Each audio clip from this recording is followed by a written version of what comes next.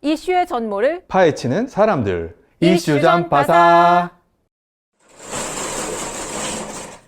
이슈의 전모를 파헤치는 사람들 이슈 전파사 4월 4일 금요일 헌법재판소의 윤석열 대통령 탄핵 심판 선고 특별 라이브 시작합니다. 안녕하세요. 이슈 전파사 사장 김지은입니다. 지난해 12월 3일 윤석열 대통령의 불법 비상계엄 선포로 시작돼 탄핵 전국, 오늘 드디어 종지부를 찍는 날입니다. 잠시 뒤인 오전 11시부터 헌법재판소 대심판정에서 문형배 소장 권한대행이 선고문을 낭독할 예정입니다. 선고문을 낭독하는 즉시 효력이 발생하기 때문에 파면 선고가 나올 경우 윤 대통령은 직을 즉시 상실하게 됩니다. 반면 기각이나 각하 결정이 나오면 대통령 자리에 복귀하게 됩니다. 오늘 헌재 선고 일반인 20명에게도 방청을 허용했습니다. 방청 신청자가 9만 명을 넘으면서 높은 관심을 보였습니다. 오늘 헌재 선고의 의미와 해설, 헌법학자인 윤정인 고려대 연구교수와 함께합니다. 선생님 오늘 나와주셔서 감사합니다. 네, 감사합니다. 네, 오늘 헌재 선고 전망 어떻게 보시나요? 예, 사실 이 탄핵 심판이 처음 시작되었던 초기에는 8대0 만장일치로 이념 결정, 즉 파면 선고가 내려지리라는 점에 대해서 의심을 거의 하지 않았었습니다. 헌법학자 선생님들께서는 헌법에 비춰봤을 때 그렇다. 예. 그런데 예상보다 선고 기일이 늦춰지면서 이거 도저히 선고를 할 수 없는 사정이 이른 게 아닌가 하는 그런 걱정이 들기 시작했습니다. 뭐 다른 많은 국민들도 마찬가지셨을 텐데요. 네. 이번 주 초까지도 그랬습니다. 네. 예. 그런데 이제 선고 기일이 잡히면서 그때부터는 이제 사실 또 언론이나 이제 한간에 뭐 8대0 인용 결정이 당연하다, 아니면 6대2다, 아니면 4대4로 기각될 게 유력하다, 여러 의견들이 분분하지 않았습니까? 네. 그 와중에 이제 5대3 기각 결정을 주장하는 학자들도 좀 일부 계셨고요. 네. 근데 저는 그래도 드디어 인용 결정으로 선고가 나는구나, 예, 이렇게 생각이 들었습니다. 예상보다 빨리 선고일이 잡혔기 때문에 뭔가 그 의견 대립이 있었더라도 좀 해소가 된 것 아닌가, 예. 좀 그런 예상을 하셨군요. 그래서 사실 오래 걸렸죠. 오래 네. 걸렸지만 네. 또 인용 결정이라면 아마도 여러 가지를 고려했을 때 8대0으로 의견이 수렴되지 않았을까, 이런 가능성이 높지 네. 않을까, 이런 생각을 했습니다. 그 이제 탄핵 사유가 모두 5가지잖아요. 예. 계엄 선포 요건과 절차, 포고령 1호, 국회 장악과 정치인 체포 시도, 선관위 장악 시도, 법관 체포 시도, 이렇게 5가지인데 네. 이 중에서 좀 한 가지라도 좀 위헌의 중대성이 인정되면, 그러니까 이 대통령직을 파면에 이르게 할 정도로 중대하다라고 판단을 하면 이제 파면 결정이 나는 거죠. 예, 맞습니다. 5가지 추려진 탄핵소추 사유, 이제 탄핵소추 의결서에도 이렇게 적시가 됐고, 탄핵소추 사유 중에 하나라도 위헌 위법성이 인정되고 그 중대성이 인정돼서 그것이 대통령을 파면하기에 충분하다라고 이제 판단되고, 그 의견에 재판관 6분 이상이 이제 동의하게 되는 경우에 인용 결정이 내려지게 됩니다. 혹시 이 중에서 이것은 정말 뭐 이견이 없을 정도로 정말 이 재판관 모두 인용하지 않을까 싶은 정도로 좀 중대하게 보신 사유가 있을까요? 개인적으로는 이제 5가지 사유 그중 어느 하나 중대하지 않다고 볼 수 없다고 생각을 하는데요. 네. 그렇지만 이제 재판관들께서 이제 판단을 하실 때에는 여러 가지 뭐 증거라든가 뭐 충분히 뭐 성명이 됐는가, 뭐 여러 가지 소명이 됐는가. 소명이 됐는가, 또 뭐 이런 것, 그리고 여러 가지 또 판단의 또 기준이 또 다르실 수 있고, 그렇기 때문에 물론 헌법을 기준으로 판단하지만 네. 여러 가지 또 다른 생각을 하실 수 있기 때문에 그 중에서 적어도 이제 계엄 선포의 이제 위헌 위법성이라든가, 네, 절차. 계엄 선포 절차의 위헌 위법성이라든가, 포고령 1호의 위헌성, 네. 그리고 또 국회 장악 시도, 네. 선관위 장악 시도, 이렇게 그렇죠. 한 4가지 정도는 네. 그래도 좀 거의 이견이 없게 인정하시지 않을까. 네. 예, 그렇게 생각을 했습니다. 물론 법관 체포 시도, 이 부분도 법관 및 주요 인사, 정치인들 체포 시도도 굉장히 중한 사유이긴 하지만, 사실 이 변론 기일에 진행이 되면서 뭐 증거가 증거 능력 인정할 수 없다는 등 뭐 메모가 엇갈린다. 그렇게 증인들의 진술이 증인이 엇갈린다. 엇갈린다. 뭐 이런 여러 가지 분분한 얘기들이 있었기 때문에 네. 또 나름대로 또 재판관들 중에서는 일부 그것을 되게 중하게 생각하시는 분들이 계실 때에는 충분히 입증되지 않았다라고 판단해서 어쩌면 네, 사실 앞서 말씀하신 그 네 가지는 증거도 많고 또 증언도 예. 교차 확인이 가능한 증언까지도 나왔기 때문에 그 네 가지는 그 위원회 중대성이 좀 인정되지 않을까 그런 전망을 하는데 박근혜 전 대통령 탄핵 때도 사실 5가지 탄핵 사유 중에 사인의 국정 개입 허용과 대통령의 권한 남용 이 부분에 그 위원회 중대성이 인정이 돼서 파면 선고를 받은 것이기 때문에 그러니까 이번 윤 대통령 판단 재판관들이 어떻게 해야 될지 좀 두고 봐야 될 것 같습니다. 지금 이제 56분이기 때문에 4분 뒤면 이제 선고문 문영배 소장 권한대행이 낭독하게 될 텐데 통상 선생님이 전원 일치 의견일 때는 선고 요지를 먼저 읽고 주문이 나중에 나오죠.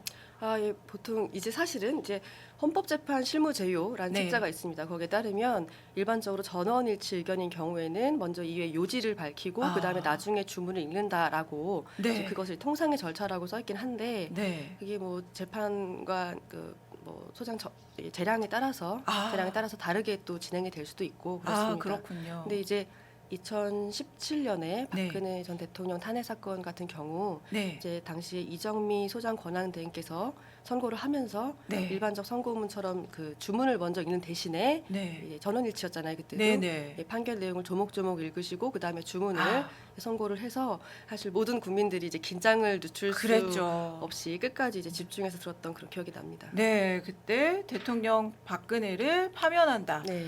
이 이제 요지가 주문이 나오기까지 21분이 걸렸거든요. 예, 맞습니다. 근데 오늘은 이제 윤 대통령의 탄핵 사유 이 5가지가 좀 분량이 많고 네.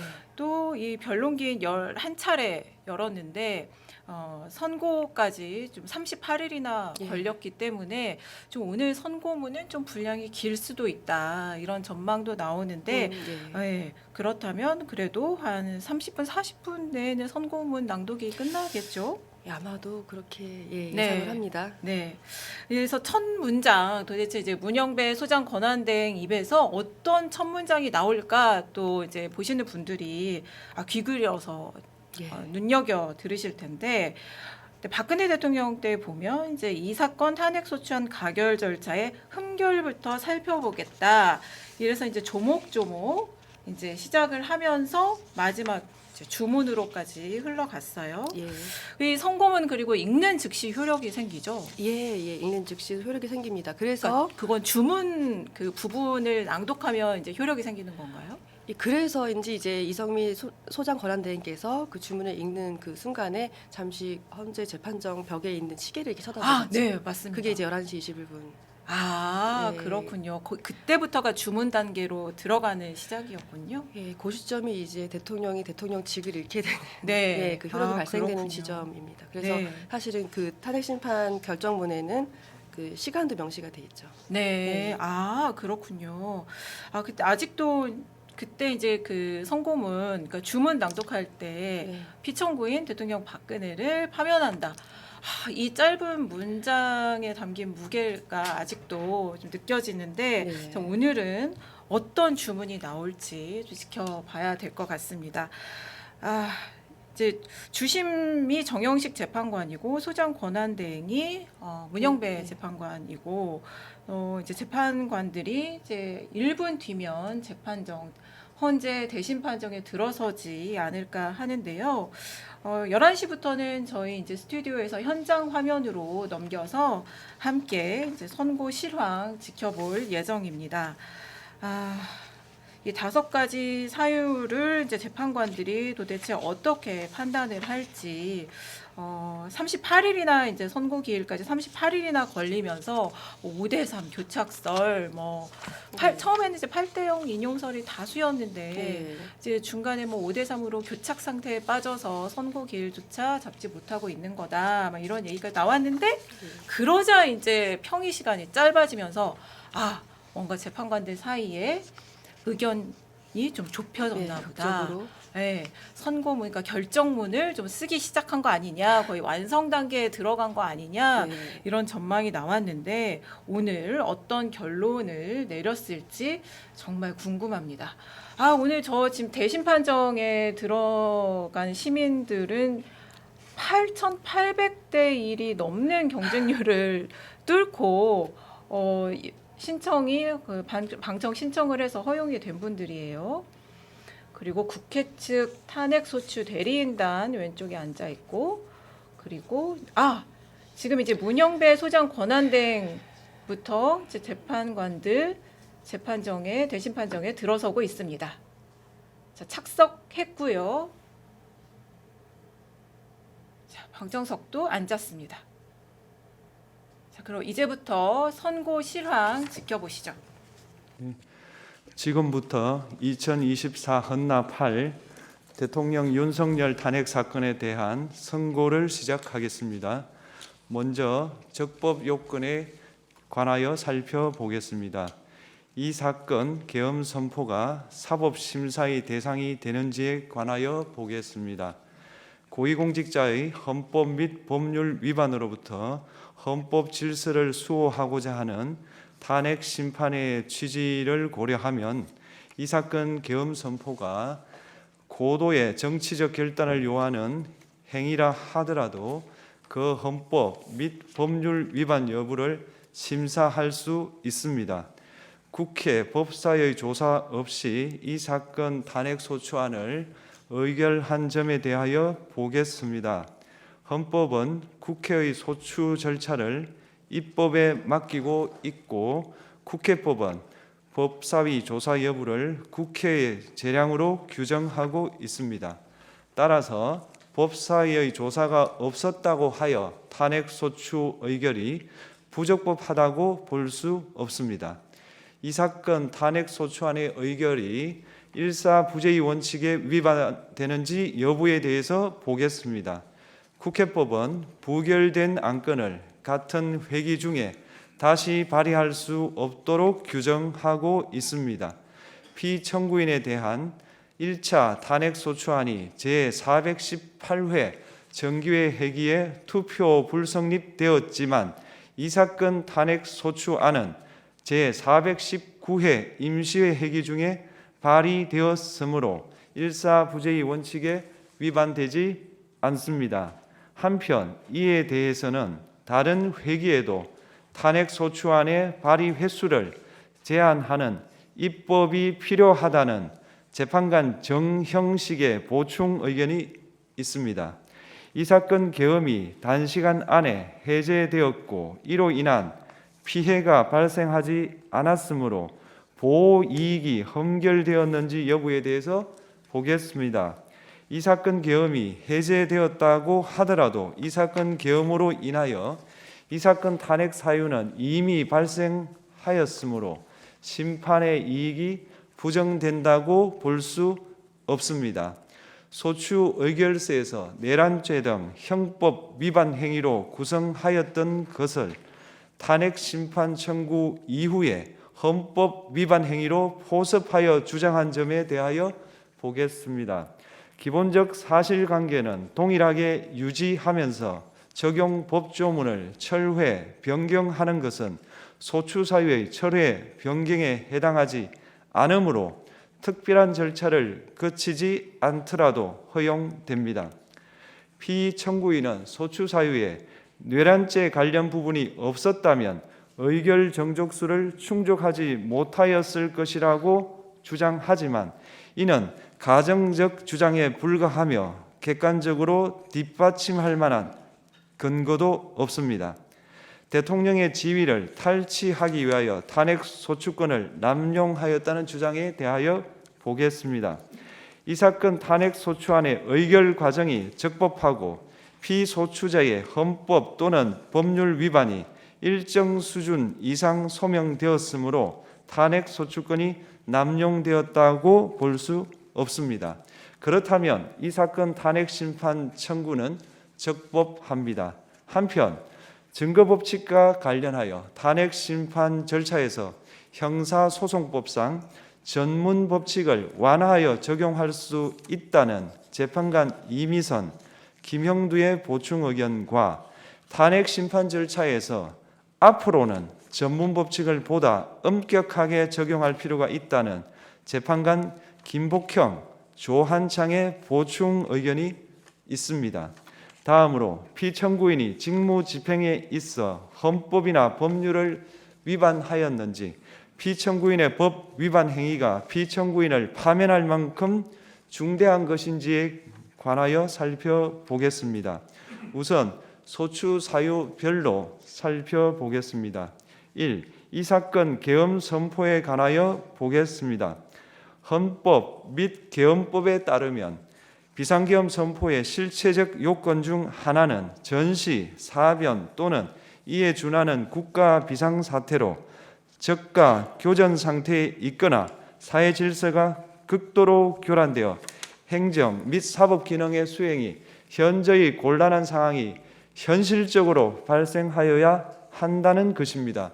피청구인은 야당이 다수 의석을 차지한 국회의 이례적인 탄핵소추 추진, 일방적인 입법권 행사 및 예산 삭감 시도 등의 전횡으로 인하여 위와 같은 중대한 위기사항이 발생하였다고 주장합니다. 피청구인의 취임 후 이 사건 계엄 선포 전까지 국회는 행안부 장관, 검사, 방통위위원장, 감사원장 등에 대하여 총 22건의 탄핵소추안을 발의하였습니다. 이는 국회가 탄핵소추 사유의 위헌, 위법성에 대해 숙고하지 않은 채 법 위반의 의혹에만 근거하여 탄핵심판 제도를 정부에 대한 정치적 압박 수단으로 이용하였다는 우려를 낳았습니다. 그러나 이 사건 계엄 선포 당시에는 검사 1인 및 방통위위원장에 대한 탄핵 심판 절차만이 진행 중이었습니다. 피청구인이 야당이 일방적으로 통과시켜 문제가 있다고 주장하는 법률안들은 피청구인이 제의를 요구하거나 공포를 보류하여 그 효력이 발생되지 않은 상태였습니다. 2025년도 예산안은 2024년 예산을 집행하고 있었던 이 사건 계엄 선포 당시 상황에 어떠한 영향을 미칠 수 없고, 위 예산안에 대하여 국회 예결특위의 의결이 있었을 뿐 본회의의 의결이 있었던 것도 아닙니다. 따라서 국회의 탄핵소추, 입법, 예산안 심의 등의 권한 행사가 이 사건 계엄 선포 당시 중대한 위기 상황을 현실적으로 발생시켰다고 볼 수 없습니다. 국회의 권한 행사가 위법, 부당하더라도 헌법재판소의 탄핵 심판, 피청구인의 법률안 제의 요구 등 평상시 권력 행사 방법으로 대처할 수 있으므로 국가 긴급권의 행사를 정당화할 수 없습니다. 피청구인은 부정선거 의혹을 해소하기 위하여 이 사건 계엄을 선포하였다고도 주장합니다. 그러나 어떠한 의혹이 있다는 것만으로 중대한 위기 상황이 현실적으로 발생하였다고 볼 수는 없습니다. 또한 중앙선관위는 제22대 국회의원 선거 전에 보안 취약점에 대하여 대부분 조치하였다고 발표하였으며 사전, 우편, 투표함, 보관장소, CCTV 영상을 24시간 공개하고 개표 과정에 수검표 제도를 도입하는 등의 대책을 마련하였다는 점에서도 피청구인의 주장은 타당하다고 볼 수 없습니다. 결국 피청구인이 주장하는 사정을 모두 고려하더라도 피청구인의 판단을 객관적으로 정당화할 수 있을 정도의 위기 상황이 이 사건 계엄 선포 당시 존재하였다고 볼 수 없습니다. 헌법과 계엄법은 비상계엄 선포의 실체적 요건으로 병력으로서 군사상의 필요에 응하거나 공공의 안녕 질서를 유지할 필요와 목적이 있을 것을 요구하고 있습니다.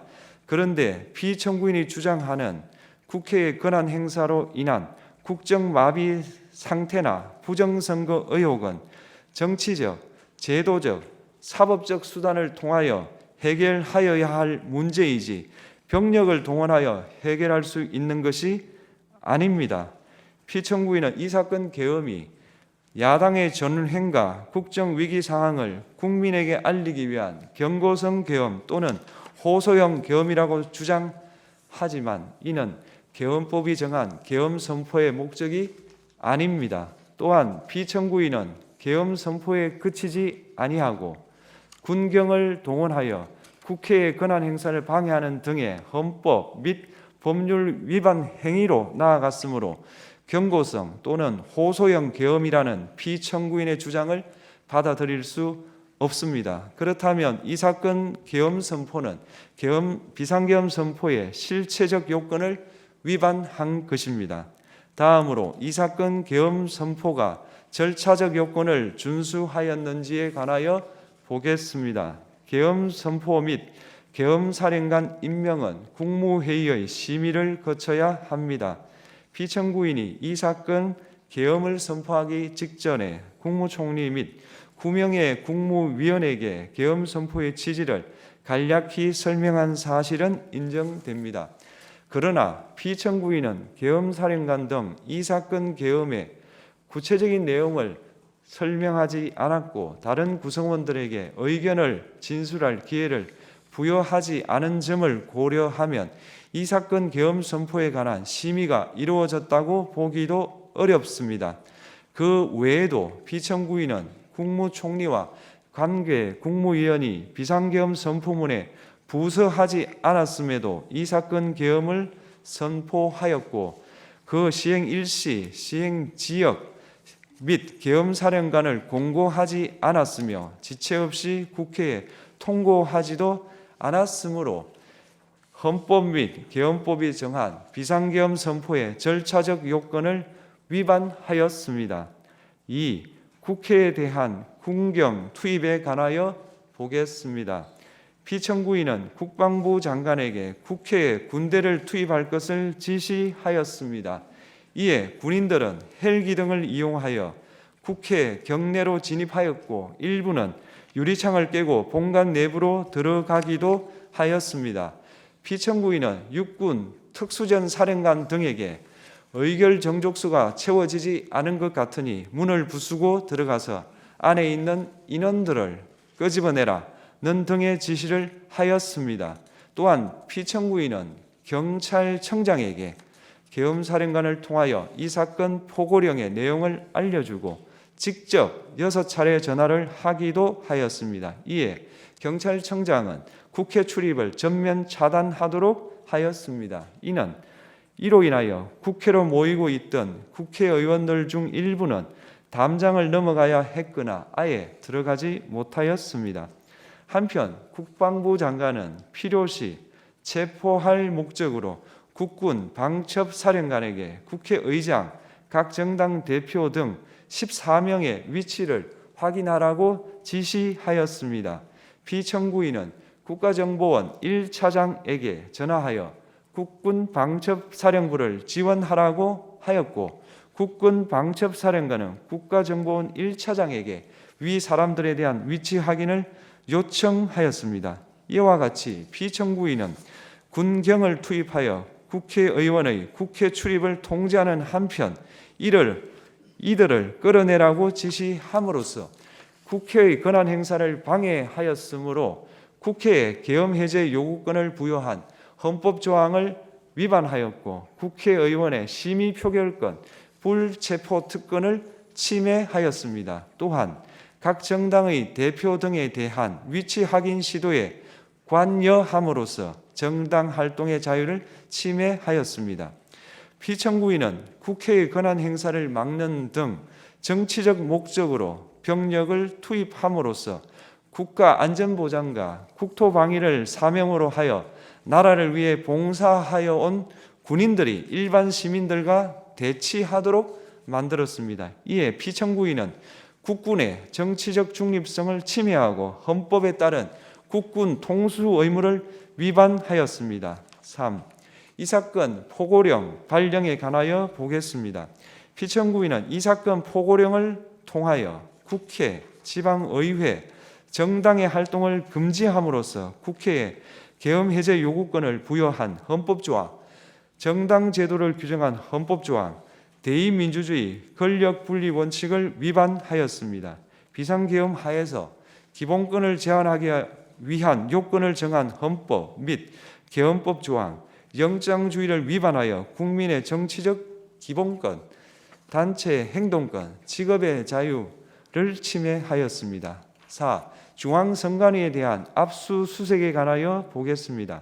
피청구인은 국방부 장관에게 병력을 동원하여 선관위의 전산 시스템을 점검하라고 지시하였습니다. 이에 따라 중앙선관위 청사에 투입된 병력은 출입 통제를 하면서 당직자들의 휴대전화를 압수하고 전산 시스템을 촬영하였습니다. 이는 선관위에 대하여 영장 없이 압수수색을 하도록 하여 영장주의를 위반한 것이자 선관위의 독립성을 침해한 것입니다. 5. 법조인에 대한 위치 확인 시도에 관하여 보겠습니다. 앞서 말씀드린 바와 같이 피청구인은 필요시 체포할 목적으로 행해진 위치 확인 시도에 관여하였는데 그 대상에는 퇴임한 지 얼마 되지 않은 전 대법원장 및 전 대법관도 포함되어 있었습니다. 이는 현직 법관들로 하여금 언제든지 행정부에 의한 체포 대상이 될 수 있다는 압력을 받게 함으로 사법권의 독립을 침해한 것입니다. 지금까지 살펴본 피청구인의 법 위반 행위가 피청구인을 파면할 만큼 중대한 것인지 관하여 보겠습니다. 피청구인은 국회와의 대립사항을 타개할 목적으로 이 사건 계엄을 선포한 후 군경을 투입시켜 국회의 헌법상 권한 행사를 방해함으로써 국민 주권주의 및 민주주의를 부정하고 병력을 투입시켜 중앙선관위를 압수수색하도록 하는 등 헌법이 정한 통치구조를 무시하였으며 이 사건 포고령을 발령함으로써 국민의 기본권을 광범위하게 침해하였습니다.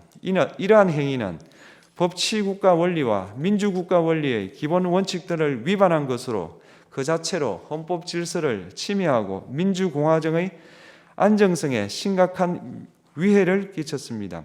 한편 국회가 신속하게 비상계엄 해제 요구를 결의할 수 있었던 것은 시민들의 저항과 군경의 소극적인 임무 수행 덕분이었으므로 이는 피청구인의 법 위반에 대한 중대성 판단에 영향을 미치지 않습니다. 대통령의 권한은 어디까지나 헌법에 의하여 부여받은 것입니다. 피청구인은 가장 신중히 행사되어야 할 권한인 국가 긴급권을 헌법에서 정한 한계를 벗어나 행사하여 대통령으로서의 권한 행사에 대한 불신을 초래하였습니다. 피청구인이 취임한 이래 야당이 주도하고 이례적으로 많은 탄핵 소추로 인하여 여러 고위공직자의 권한 행사가 탄핵 심판 중 정지되었습니다. 2025년도 예산안에 관하여 헌정사상 최초로 국회 예산결산특별위원회에서 정액 없이 감액에 대해서만 야당 단독으로 의결하였습니다. 피청구인이 수립한 주요 정책들은 야당의 반대로 시행될 수 없었고 야당은 정부가 반대하는 법률안들을 일방적으로 통과시켜 피청구인의 제의 요구와 국회의 법률안 의결이 반복되기도 하였습니다. 그 과정에서 피청구인은 야당의 전횡으로 국정이 마비되고 국익이 현저히 저해되어 가고 있다고 인식하여 이를 어떻게든 타개하여야만 한다는 막중한 책임감을 느끼게 되었을 것으로 보입니다. 피청구인이 국회의 권한 행사가 권력 남용이라거나 국정 마비를 초래하는 행위라고 판단한 것은 정치적으로 존중되어야 합니다. 그러나 피청구인과 국회 사이에 발생한 대립은 일방의 책임에 속한다고 보기 어렵고 이는 민주주의 원리에 따라 해소되어야 할 정치의 문제입니다. 이에 관한 정치적 견해의 표명이나 공적 의사결정은 헌법상 보장되는 민주주의와 조화될 수 있는 범위에서 이루어져야 합니다.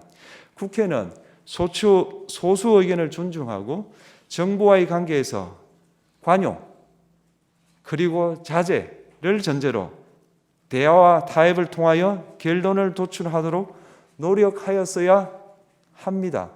피청구인 역시 국회의 대표인 국회를 협치의 대상으로 존중하였어야 합니다. 그럼에도 불구하고 피청구인은 국회를 배제의 대상으로 삼았는데 이는 민주정치의 전제를 허무는 것으로 민주주의와 조화된다고 보기 어렵습니다.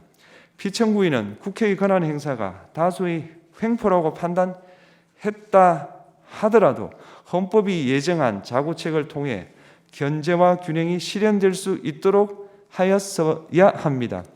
피청구인은 취임한 때로부터 약 2년 후에 치러진 국회의원 선거에서 피청구인이 국정을 주도하도록 국민을 설득할 기회가 있었습니다. 그 결과가 피청구인의 의도에 부합하지 않더라도 야당을 지지한 국민의 의사를 배제하려는 시도를 하여서는 안 되었습니다. 그럼에도 불구하고 피청구인은 헌법과 법률을 위반하여 이 사건 계엄을 선포함으로써 국가 긴급권 남용의 역사를 재현하여 국민을 충격에 빠뜨리고 사회, 경제, 정치, 외교 전 분야의 혼란을 야기하였습니다. 국민 모두의 대통령으로서 자신을 지지하는 국민을 초월하여 사회 공동체를 통합시켜야 할 책무를 위반하였습니다.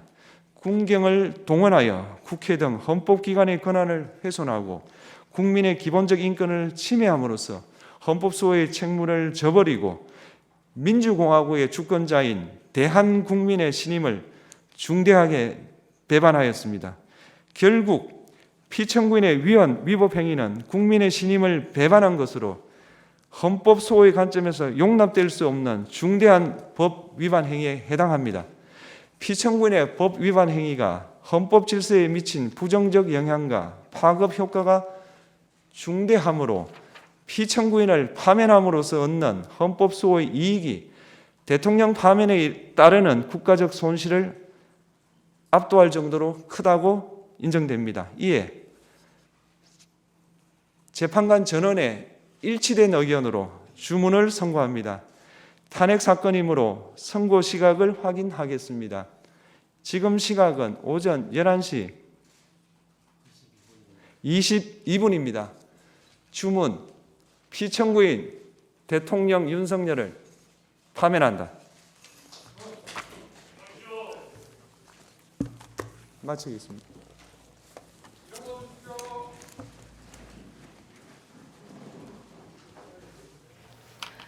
자, 헌법재판소 재판관 전원 일치된 의견으로 피청구인 대통령 윤석열을 파면한다고 선고했습니다.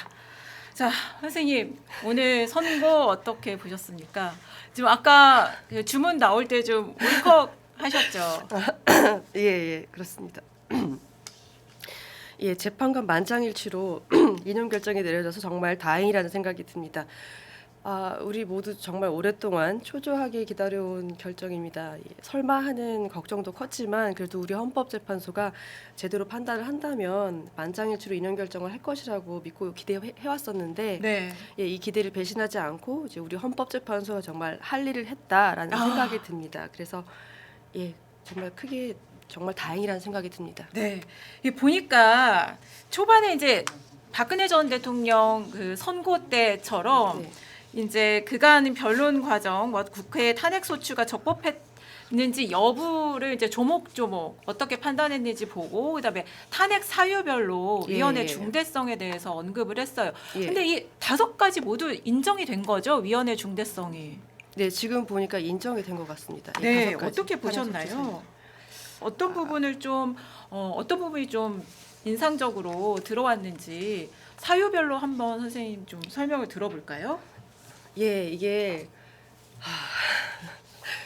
사실 이제 이 탄핵 심판 결정문을 볼 때에는 네. 각 쟁점별로 이제 어디까지 사실을 인정했는지 네. 재판부에서 네. 그리고 그다음에 그 위헌 위법 여부를 어떻게 판단했는지 네. 그런 것들을 봐야 되는 것이고 그다음에 그 위헌 위법으로 인정된 사실들 쟁점들에 대해서 중대성 판단을 어떻게 했는지 이렇게 차곡차곡 봐야 되는데 다행히 이번에는 그 쟁점들 5가지 쟁점 모두에 대해서 우리 헌법재판소에서 재판부에서 다 주장된 사실들을 거의 다 인정을 하고 네. 그리고 위헌 위법성을 인정을 하고 그 사유들이 다 네. 대통령을 파면하기에 충분히 중대한 법 위반이다라고 네. 판단을 한 것으로 보입니다. 네. 그래서 일단 뭐 한 가지씩 말씀을 네네. 조금 계엄 드릴까요?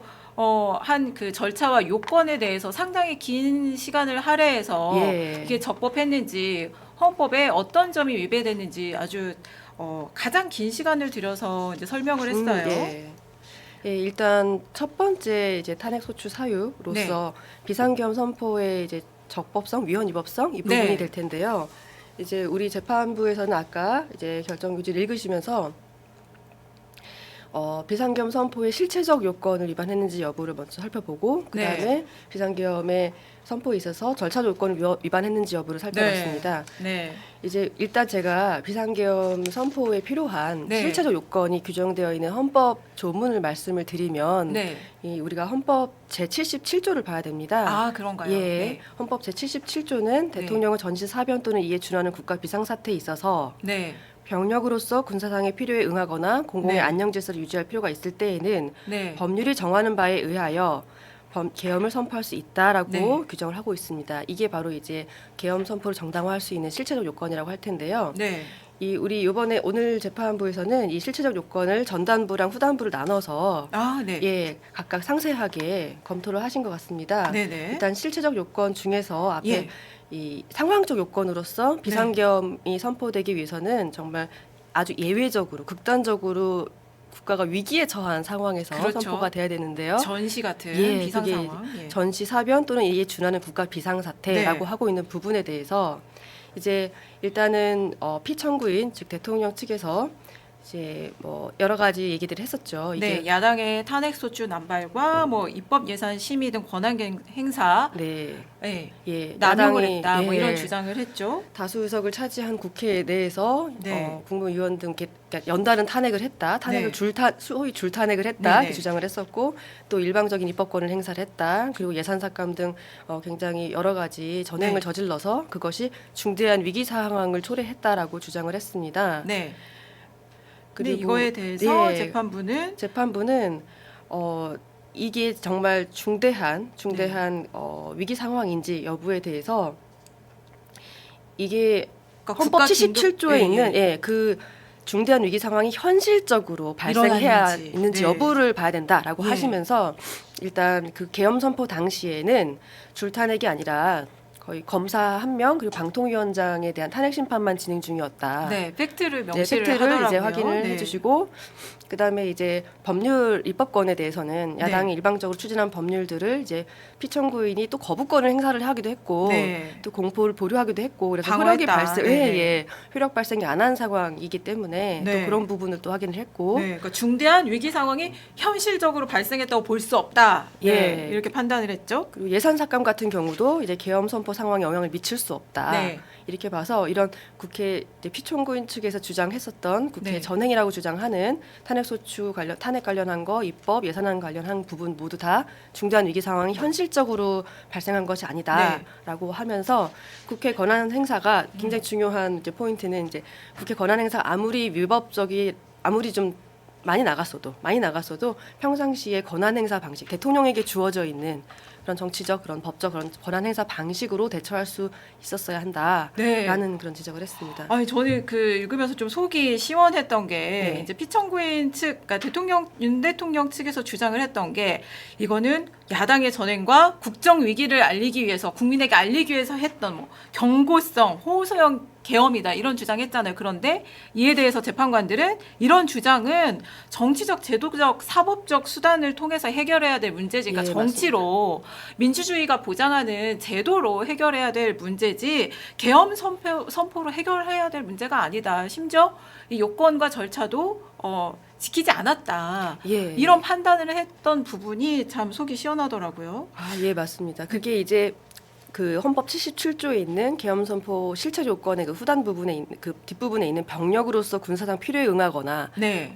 공공의 안녕 질서를 위해 유지할 필요가 있을 때 이 부분을 보면은 네. 즉 계엄 선포권 자체가 그 대통령에게 헌법상 주어져 있는 권한입니다. 그래서 네. 필요할 경우에는 아주 예외적으로 극단적인 상황에서 네. 가용할 수 있죠. 근데 하지만 이게 지금 말씀하신 것처럼 국정 마비 소위 그런 정치적인 그런 상황 속에서 그것을 해결하기 위해서 병력을 동원하는 것으로 해결해서는 안 된다. 정치적 네. 사법적 수단을 해결해야지. 그래서 이거를 심지어는 이제 대통령은 나름대로 이런 정치적인 데드락 상태를 타개하기 위해서 경고성 호소형 계엄을 했다라고 주장하지만 이것은 또 계엄법상의 계엄의 목적에도 반한다. 그렇죠. 이렇게 지적을 하면서 네. 이렇게 병력을 동원을 해서 네. 계엄을 선포한 것 그리고 계엄 선포에 그치지 않고 특히나 국회의 권한 행사를 방해하고 이런 것들은 경고성 호소형 계엄을 사용한 것이다라는 주장을 덧받침할 시행을 수 했다. 없다. 실행을 예, 했다 이거죠. 받아들일 수 없다라고 네. 봤습니다. 그리고 이제 사전에 도대체 국무회의라는 절차적 요건 준수했는지에 대해서도 이 오늘 재판부는 예. 선포 직전에 국무위원들에게 선포와 취지를 간략하게 설명하긴 했지만 이게 진술권 국무위원들이 의견을 낼 기회를 주지 않았고 또 심의도 이뤄졌다고 보기 어렵다. 그리고 선포문이 이제 부서, 그러니까 사인해야 되는 그런 절차도 지키지 않았다.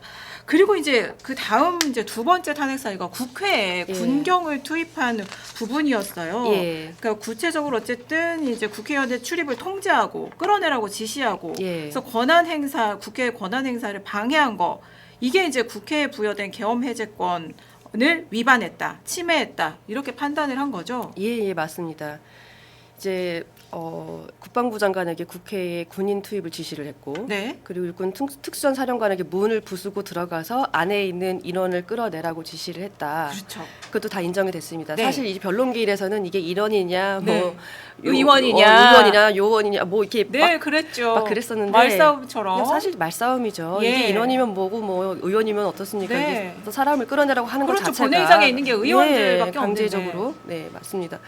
그 부분이 다 인정이 된 것이고 또 경찰청장에게 6차례나 전화를 해서 국회 출입을 전면 차단함으로 인해서 네. 그날 이제 국회로 향하고 있었던 네. 국회의원들 일부가 출입을 하지 못하거나 아니면 예. 담장을 넘어서 들어갔어야 했었던 상황들 네. 그런 것들을 다 인정을 하고 예. 그렇기 때문에 그리고 또 이제 국방부 장관에게는 필요시에 체포 목적으로 국회의장 등 14명의 위치를 확인하라고도 지시를 네. 했죠. 네. 그리고 또 이제 국정원 제1차장 네. 그 홍장원 홍장원 메모 차장의 증언도 인정이 예, 됐어요. 인정을 한 거예요. 네. 예, 국군 방첩사령관에게 이제 지원하라고 지시를 하고 위치 추적 네. 관련해서 이게 다 인정이 돼서 결과적으로 그것이 국회 출입을 통제를 하고 또 국회의원들의 계엄 해제 표결 할 수 있는 권한을 행사하는 것을 막기 위해서 끌어내라고 지시를 네. 함으로써 국회 계엄 해제 표결에 참여할 계엄 해제권 네. 그리고 국회 표결권 네. 그리고 국회의원들의 불체포 특권 네. 이거를 침해했다라고 판단을 하였고 조목조목 다 예. 적시를 했습니다. 그리고 또 나아가서 국회의원들에 대해서 국회의장 포함해서 이제 체포를 위해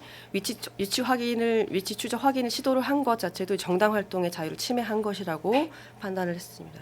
저 그리고 또 인상적이었던 것은 이제 정치적 목적으로 병력을 투입해서 아, 국가안전부장과 국토방위 사명으로 예. 나라를 위해 봉사해온 국군이 시민과 대치하도록 만들었다. 예. 이건 헌법에 따른 국군 통생 의무를 저버린 것이다. 저는 이 대목도 참 인상적이었습니다. 그리고 이제 세 번째로 포고령, 예. 포고령 통해서 이제 국회와 지방의회 정당 활동 금지시킨 것. 예. 이것도 이제 대의민주주의 권력분립 원칙 위배했다. 예. 또 개헌법과 헌법과 영장주의도 위반했다. 예. 인정을 했고 예. 또 중앙선관위 압색도 예. 이제 병력 동원해서 전산시스템 점검 지시했지만 이 병력이 출입 통제하면서 당직자들 선관위 당직자들 휴대전화도 압수했고 전산시스템도 촬영했고 이것은 영장 없이 선관위를 이렇게 압색한 것은 영장주의를 위반한 거다. 그리고 선관위 독립성도 침해했다. 예. 그래서 저는 이 다섯 번째 법조인 법관 그 체포 시도를 인정할 것인가 말 것인가 좀 예, 우리가 그랬는데? 아까도 좀 예, 예. 예, 이걸 인정할 것인가 말 것인가 만약에 합의가 이루어지지 않는다라고 만약에 가정을 한다면 적어도 이 부분 때문에 네. 이 부분에서 증거 불충분 뭐 이런 얘기를 하거나 증거 네. 능력 문제 때문에 동의하지 못하는 재판관이 계시지 않을까 이런 생각을 했었잖아요. 근데 다행히도 이 부분도 인정이 됐습니다. 됐습니다. 예, 그래서 그 법조인 등 체포를 목적으로 필요할 경우에 위치확인 시도한 것에 네. 이제 사실 법관이 포함된 것이 주요했던 것 같은 느낌이 드는 그러니까 것이 현직 법관이 언제든지 행정부의 체포 대상이 될 수 있다는 압력이다. 이것은 사법권 독립을 침해한 것이다. 인정을 했습니다. 퇴임한 지 얼마 안 된 법관이 거기 포함됐다는 사실. 그럼 자기가 언제든 어떤 재판 결과에 따라서 현재 권력에 의해서 행정권에 의해서 네. 체포되거나 압력을 받을 수 있다라는 협박, 어떤 위협으로 다가오잖아요. 그래서 네. 사법권의 독립을 침해했다라는 부분이 또 추가로 네. 이렇게 표시가 됐습니다. 네. 그래서 어쨌든 이 불법적인 비상계엄 선포가 국회 헌법상 권한 행사를 방해했고 국민 주권주의와 민주주의를 부정했고 또 병력으로 선관위 병력을 투입해서 선관위 압수수색한 것은 헌법이 정한 통치구조도 무시했고 예. 또 포고령으로는 국민 기본권 광범위하게 침해했고 또 이런 행위들이 법치국가 민주국가의 기본 원리에 위배된다. 예. 그래서 그 자체로 헌법 질서를 네. 침해했다. 민주공화정 안정성에 심각한 위해를 가했다. 이렇게 판단을 했습니다. 네, 이런 부분 민주공화정이라는 개념이 등장을 하잖아요. 그쵸? 네. 그리고 그 자체로 헌정 질서에 대한 큰 침해 위협을 발생시켰고 그리고 네. 또 법치국가 원리와 민주국가 원리 이 부분이 지적이 적절하게 된 것이 굉장히 고무적인 부분이라고 생각을 합니다. 아, 그렇군요. 예. 이 오늘 만장일치로 인용 결정이 된 거잖아요. 네. 이 만장일치의 의미 선생님 어떻게 보시나요? 예. 사실 무엇보다도 이 재판관 8인의 만장일치 의견으로 인용 결정이 네. 내려졌다는 점이 정말 이제 의미 있고 감격스러운 부분입니다. 네. 물론 이제 우리가 현직 대통령이 이렇게 파면됐다는 사실 자체가 뭐 기뻐만 할 일은 아니잖아요. 사실은 그렇죠. 우리 헌정사에서의 좀 어떤 불행한 부분이 될 수도 있는 거 그런 기억이 될 수도 있는 반복이 것이고 됐고요. 예. 하지만 이제 어쨌든 우리 국민들이 열망했었던 헌정질서 회복으로의 길이 열렸다는 생각이 들어서 굉장히 반가운데 초기에 사실 아까도 말씀드렸지만 이 사건이 비교적 단순하고 쟁점과 법리가 이제 선명해서 분명해서 헌법재판관들이 제대로 판단할 경우에는 인용 결정이 아니고선 도저히 다른 판단을 할 수가 없을 것이다 하는 확신이 있었지만 이제 시간이 흐르면서 이제 유관된 다른 탄핵 심판이라든가 아니면 권한쟁의 사건이라든가 또는 뭐 대통령 구속 취소라든가 여러 가지 맥락들을 보면서 또 재판관들 사이의 의견이 다양하게 쪼개지는 그 사건들의 이제 판결문에서 입장들이 다르게 나눠지는 것들을 보면서 이제 대통령 탄핵 사건도 결과를 장담할 수 없겠구나. 굉장히 이런 많이 우려가 불안감이 올라갔었죠. 그랬었죠. 그래서 막 정말 너무 많은 막 이런저런 점치는 것 같이 막 몇 대 몇이냐 몇 대 맞습니다. 몇이냐 이런 얘기들이 많았고 그랬는데 그리고 또 변론 종결 후에도 선고일이 딱 정해지지가 않고 잡히지 않고 모호한 상황이 좀 오래 지속됐잖아요. 네. 그러면서 이제 탄핵을 그러니까 탄핵을 반대하는 측의 반응이 또 격해지고 이제 네. 대통령을 좀 이제 지지하는 측에서의 반응이 또 격해지고 네. 또 대통령 구속 취소돼서 돌아오고 하면서 이게 어떻게 보면은 어쩌면 엄정한 헌법적 판단이 아니라 혹시 막 정치적 그런 판단이 개입이 되면 어떡하나 그런 걱정들이 들었습니다. 네. 근데 이제 재판관들이 정말 고생을 해서 이 쟁점을 잘 정리하고 네. 법리를 적용을 해서 네. 판결 결과로 인한 또 다른 분쟁의 소지를 줄이고 네. 오늘의 이제 만장일치 결론을 이끌어냈다는 점에 대해서 감사를 표하고 싶습니다. 네, 높이 평가할 만하다고 생각을 합니다. 이 선고문에서 이제 민주주의, 또 헌법이라는 단어가 굉장히 많이 나왔어요. 예. 그리고 민주공화정. 그러니까 우리 사회를 떠받치고 있는 기본 가치와 질서가 뭔가를 다시 한번 각인을 예. 시키고자 하는 그런 재판관들의 의도가 좀 느껴지기도 했거든요. 예, 맞습니다. 예. 네. 근데 사실 우리가 이제 오늘 방송 준비하면서 선고문에서 혹시 재판관들이 이렇게 시간 숙고하기까지 어떤 점에 좀 어떤 대목을 고심을 했을까 생각을 하기도 했는데 막상 선고문 공개된 걸 보고 나니까 예. 이 문구를 다듬는데 정말 공을 들인 것이지 예. 고심을 한 것이 있었을까 싶을 정도로 명쾌한 선고문 아닌가요? 예, 그렇게 생각을 합니다. 사실 이 선고가 사실은 이전에 있었던 네. 대통령 탄핵 심판 두 네. 건의 사건들보다 네. 훨씬 그 시작에서부터 최종 선고까지 시간이 많이 걸리지 않았습니까? 네, 네. 예, 노무현 대통령 같은 경우에는 변론 종결일로부터 네. 11일 뒤인 네. 애 선고일을 공개하고 그로부터 사흘 뒤에 선고를 했고 또 박근혜 전 대통령 같은 경우에도 변론 종결 후에 9일이 지나서 선고일을 이제 고지를 한 다음에 그다음에 이틀 후에인가 파면을 했습니다. 3월 네, 10일에. 근데 이에 비하면 이번에 윤석열 대통령 탄핵 심판 사건은 네. 3배 정도 되는 시간이 걸렸어요. 변론 종결일로부터 최종 예, 예. 선고일까지. 그래서 역대 대통령 탄핵 사건 중에서 심판 개시부터 최종 선고까지 가장 오래 걸린 건데 네. 사실 뭐 법리적으로만 따지면 앞에 두 사건과 비교되지 않게 네. 쟁점과 그리고 가능한 결론 네. 선명한 사건이라고 판단했었습니다. 네. 근데 이제 변론 기일에서 이제 윤 전 대통령과 이제 전 대통령이 되었네요. 네. 예, 변호인들이 절차적 문제를 강력하게 주장해왔었기 때문에 네. 또 일부 헌재 재판관들 입장에서는 뭐 그런 주장에 영향을 받았거나 설득이 되지 않았을까. 네. 그래서 사람들이 이제 많은 분들이 각하 의견을 내는 분이 계시지 않을까. 네. 뭐 각하 결정이 나지 않을까 이런 생각도 네. 했었잖아요. 이런 점을 치기도 했었는데 이제 만약에 그런 의견을 만약에 가지신 분이 있었으면은 그래서 아마 시간이 걸리지 않을까라는 생각을 했었습니다. 네. 예, 그런 부분 그런 주장을 하시거나 아니면은 그런데 보니까 기각이나 오늘 그거. 소수 네. 의견도 예, 그래서 없고 최종 보충 결론을- 의견은 이제 예, 그 탄핵 그 소추 이 탄핵 소추가 적법했는지 여부를 설명했을 때 좀 있었고 예 맞습니다. 선고문 그러니까 네. 주문과 관련해서는 예, 없었어요. 본안 판단하는 네. 부분에서는 본안에서는 별도로, 없었어요. 예, 별도의 보충이나 별개 의견 같은 언급이 없었던 것 같습니다. 그래서 네. 이게 사실은 이제 절차적인 문제를 문제 삼는 분이 많아서인가 아니면 합의가 최종 안 돼서인가 아니면 소수 별개 의견 보충 의견을 쓰고 싶은 분들이 많아서인가 이런 막 생각들 했었는데 오늘 이제 결정을 들어보니까 물론 전체 결정문을 읽어봐야 되겠긴 하지만 굉장히 신중하게 쓰여진 부분들이 아. 많이 눈에 띕니다. 아 그래요? 어떤 예. 부분 눈에 들어오셨나요? 뭐 예컨대 아까도 말씀드렸지만 그러니까 어떻게 보면은 사실 판단을 굉장히 깔끔하게 진행해서 내려갔습니다. 적법성 판단 부분도 그렇고 말씀하셨지만 네. 적법성 판단 부분에서만 이제 증거법칙 관련해 가지고 이미선 김영두 재판관 보충 의견 있고 또 김복형 조한창 재판관 보충 의견 있고 그리고 네. 탄핵소추 의결 일사부재의 위반 여부에 대해서 또 정영식 재판관 보충 의견 하나 있고 네. 근데 다 이제 반대하는 게 아니라 다 보충 의견이잖아요. 네, 다 네. 합의가 다 절차적인 것도 다 합의가 이루어진 것이고 네. 그리고 이제 소추 사유별 이제 본안 판단에 대해서도 본안에 대해서도 네. 다 이견이 없이 합의에 네. 이르신 걸로 보입니다. 근데 이제 지금 말씀하신 또 인상적인 부분은 아까 이제 침해된 헌법적인 법익이라든가 국민의 기본권 부분을 다 탄핵 소추 의결서에서 적시된 주장된 부분들 거의 다 수용을 했고 아. 플러스 알파로 이제 거기 열거되지 않은 주장되지 않은 부분 이제 사법거래 네. 독립이라든가 네. 이런 부분도 이제 언급이 까지 되었고 또 이제 인정을 국가 했죠. 이제 네. 체계 국가 이제 권력 분립 시스템이라든가 이런 헌법이 정한 통치 구조를 네. 무시했다 네. 이런 부분 그리고 예.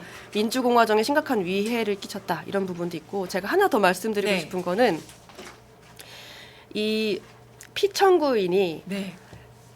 아까 문영배 이제 소장 권한대행께서 했었어야 한다, 하지 아. 말았어야 한다라고 아. 되게 정말 사실은 아주 좀 말씀하신 부분도 있잖아요. 그랬으면 얼마나 좋았겠어요. 그 그랬으면- 대통령에게 부여된 네. 헌법상 기본 네, 의무를 지켰어야 된다. 네 맞습니다.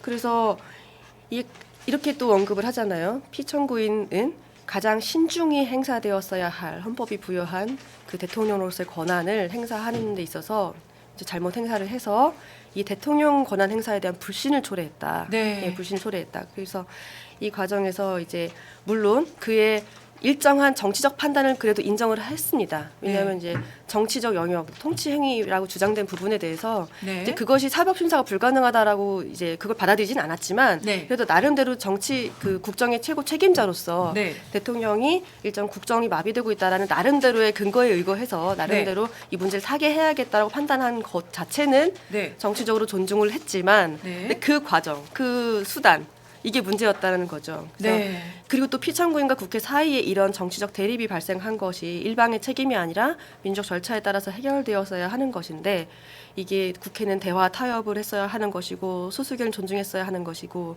피청구인 입장에서는 국회를 협치의 상대로 존중했어야 했었는데 했다. 근데 네. 적대화하고 민주주의 원리랑 조화하기 어려웠다라는 얘기를 하면서 나중에 이제 국민의 신임을 배신하여서 네. 이제 뭐 파면에 이를 수 있다라는 정당화 얘기를 하는데 네. 그 과정에서 이제 되게 제가 의미 있게 들은 거는 네. 보통 우리가 이제 대통령 탄핵을 네.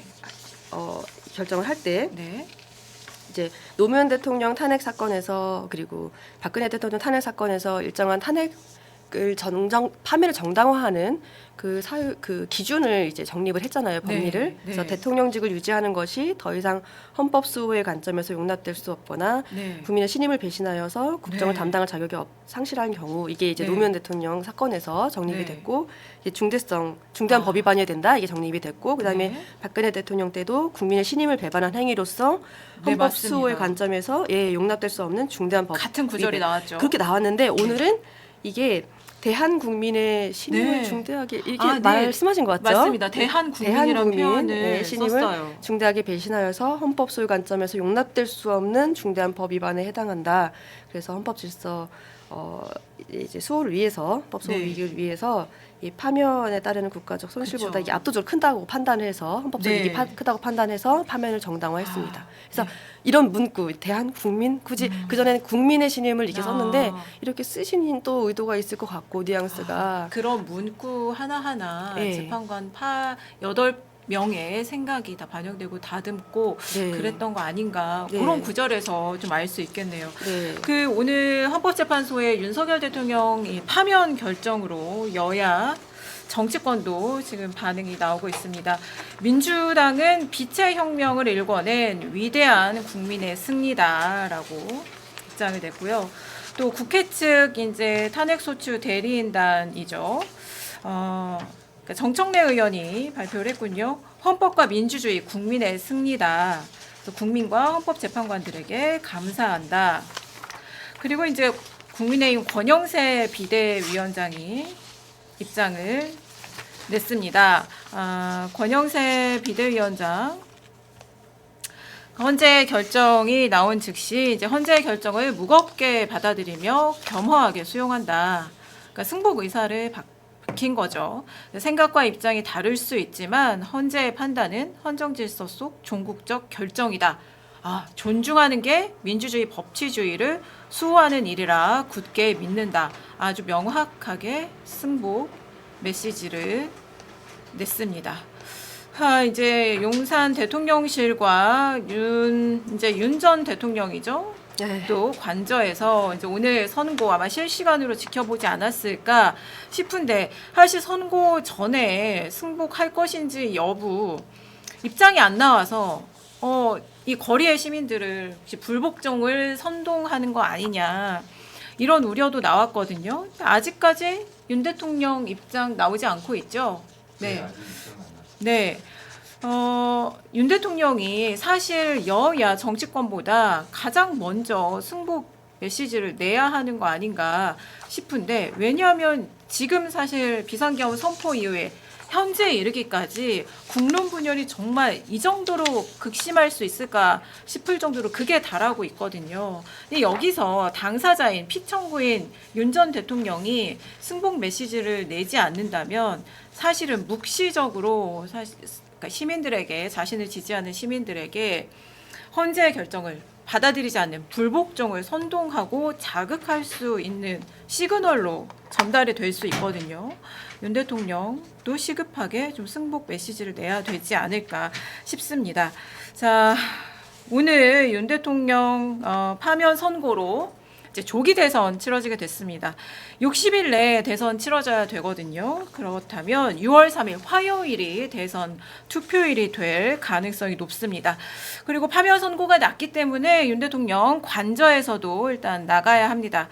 사실 이제 법적으로 이렇게 언제 나가야 한다는 고 정해진 그런 규정은 없지만 통상 이제 뭐 이제 물리적인 이삿짐을 싸고 정리하고 이럴 시간은 주어지게 되는데 박근혜 전 대통령 때를 고려하면 당시에는 이틀 만에 박 전 대통령이 관저에서 자택으로 옮겼습니다. 또 전직 대통령이 받을 수 있는 예우도 박탈됩니다. 그래서 이제 파면 주문을 이제 낭독하는 즉시 효력이 발생하기 때문에 이제 예우도 박탈되는 거죠. 그러니까 연간 1억 원 정도 나오는 연금 이제 못 받고요. 또 비서관과 운전기사도 지원이 됐는데 그 지원도 없어집니다. 또 이제 재직 중에 탄핵되거나 이제 금고 이상 형이 확정되면 이제 이런 예우가 모두 박탈되는 건데 다만 이제 최대 10년 동안 적정한 수준의 경호와 경비는 유지가 됩니다. 당장 이제 사실 윤 전 대통령은 닥친 문제가 있죠. 이제 검찰 수사와 재판에 대비를 해야 될 것 같습니다. 오늘 선고로 사실 검찰도 수사에 박차를 가하지 않을까 싶은데 윤 대통령이 내란죄라는 그런 혐의 외에도 공천 개입, 여당의 공천에 개입했다는 의혹 받고 있고 또 체포영장 집행 방해한 혐의도 받고 있습니다. 또 윤 전 대통령뿐만 아니라 김건희 여사도 도이치모터스 주가 조작 의혹, 명품백 수수 논란 이런 의혹들이 있었기 때문에 수사 대상이 될 가능성이 높죠. 또 도이치모터스 주가 조작 의혹은 전날, 그러니까 어제 바로 피고인 9명이 유죄 확정 판결을 받았기 때문에 이제 김건희 여사 수사도 본격적으로 시작되지 않을까 하는 예상이 나옵니다. 즉 여야 대선 주자들 혹시 반응이 나왔을까요? 한덕수 권한대행 반응이 나왔군요. 이제 국가 안보 외교 공백 없게 굳건한 안보 태세 유지하겠다. 윤 대통령 측 메시지가 나왔는데 완전히 정치적인 결정이다. 이거 변호인단 입장이군요. 윤 대통령 메시지는 아닙니다. 윤 대통령 변호인단 메시지 완전히 정치적인 결정이다. 안타깝고 참담하다. 네, 변호인단 이 헌재의 결정을 수용할 수 없다는 입장 내놨는데 헌법 가치에 비추어서 판단을 한 헌법재판소의 결정이 정치적인 결정이다. 라고 판단을 한 거 국민들이 어떻게 보실지 모르겠네요. 그리고 한덕수 총리 이제 대통령 권한대행으로서 조기 대선 관리도 맡게 될 텐데 차기 대통령 선거 관리에 최선 다하겠다 이런 메시지도 냈습니다. 자, 이제 사실 정치권은 이제 윤 대통령의 탄핵 정국을 좀 마무리하고 아마 조기 대선 정국으로 급속히 바뀌지 않을까 싶습니다. 당장 이제 뭐 여야 더불어민주당, 국민의힘 비롯해서 정당들은 아마 대선 후보 선출을 위한 경선 시스템에 들어갈 것 같고요. 또 스케치가 지금 속보가 속속 올라오고 있는데 대통령 파면 소식에 용산 대통령실 대통령 상징하는 봉황 깃발 내렸다고 합니다. 네, 이런 속보들 전해지고 있고요. 자, 오늘 헌법재판소 윤석열 대통령 파면 선고 여러분 함께하고 계신데요. 선생님 이제 헌법학자시니까요. 오늘 선고 보시면서 오늘 선고가 갖는 역사적인 의미 또 개인적인 소회도 있으실 것 같아요. 왜냐하면 헌법학자 선생님들이 비상계엄 선포되자마자 헌정 회복을 위한 헌법학자 회의라는 모임 긴급히 꾸리셔서 여러 가지 활동하셨잖아요. 예, 맞습니다. 그리고 또 이제 어쨌든 이 헌법 수호를 좀 직분으로 갖고 계시는 또 선생님들이고 그래서 뭐 역사적인 의미도 생각을 해봐야 되겠지만 또 개인적인 소회도 있으실 것 같아요. 좀 어떠신가요? 예, 일단 우선은 오늘 선고가 가진 역사적인 의미를 이제 조명을 해보자면 사실은 이번에 이 12.3 비상계엄 사태는 민주화 이후에 한국이 맞은 최대의 헌정상의 위기 상황이었다고 네. 할 수 있습니다. 예. 비상계엄이라는 수단 자체가 1979년에 마지막으로 선포되고 그것이 80년에 5.17 내란으로 이어져서 그러니까 비상계엄이 전국으로 확대된 것이 이제 5.17 내란이었는데요. 그야말로 45년 만에 비상계엄이라는 상황을 겪게 된 것입니다.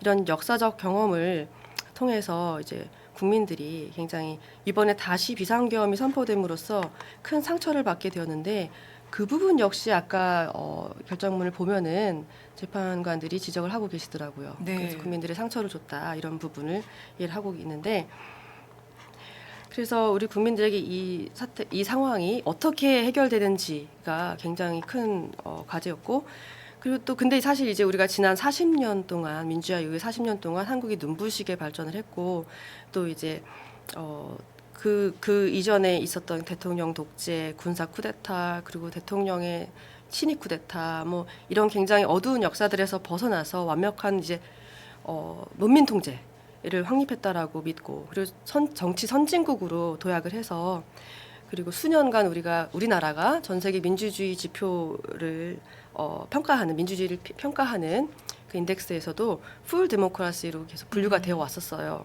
그런 지위를 유지하고 있었는데 우리 자부심이죠. 근데 놀랍게도 이번에 작년 네. 12월에 발생한 이 사태로 인해서 한국이 당장 그 민주주의 지표에서 플로드 데모크라시, 그러니까 편견 있는 네. 민주주의로 떨어졌습니다. 네. 하락했습니다. 거기 그 이후로 마샬로 크라이시스가 적시가 되어 있어요. 굉장히 슬픈 일이죠. 네. 그래서 이번 사건은 우리가 일단은 결정이 오늘 났지만 사건의 의미를 정확하게 알아야 합니다. 대통령이 정당한 계엄 선포권을 행사한 게 아니라 계엄 선포권과 군통수권을 남용해서 네. 헌법과 법률에 정한 절차와 여러 요건을 위반해서 남용해서 발생한 일종의 자기 쿠데타, 뭐 친위 쿠데타 이렇게 예. 말할 수 있습니다. 그래서 국내 학계에서는 다 이번 사태의 의미를 그렇게 파악하고 있어요. 근데 보통 이런 친위 쿠데타는 문제가 전 세계적으로 드물지는 않습니다. 드물지는 않고 한번 일어나면은 보통의 그냥 군사 쿠데타에 비해서는 더 성공률이 높아요. 왜냐하면 현직에 있는 대통령이 자신의 권력을 가지고 다른 국가기관을 공격한 것이기 때문에 네. 한 7, 80% 정도는 성공을 합니다. 네. 그리고 장기 집권 독재로 이어집니다. 네.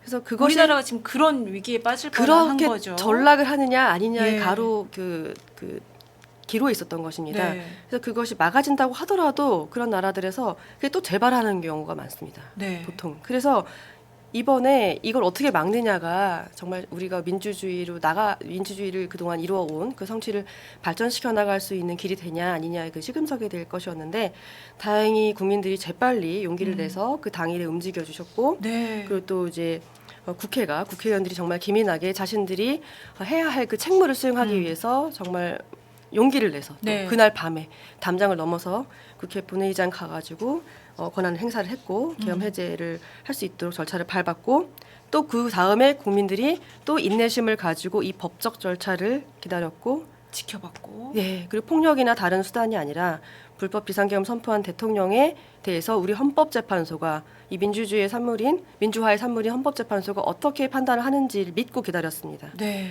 그래서 우리 헌법재판소가 이 국민의 신임을 잃을 정도로 이제 헌정 질서를 공격한 대통령에 대해서 파면을 선고함으로써 비로소 우리는 그 12월 3일 밤의 악몽에서 벗어날 수 있게 된 것 같습니다.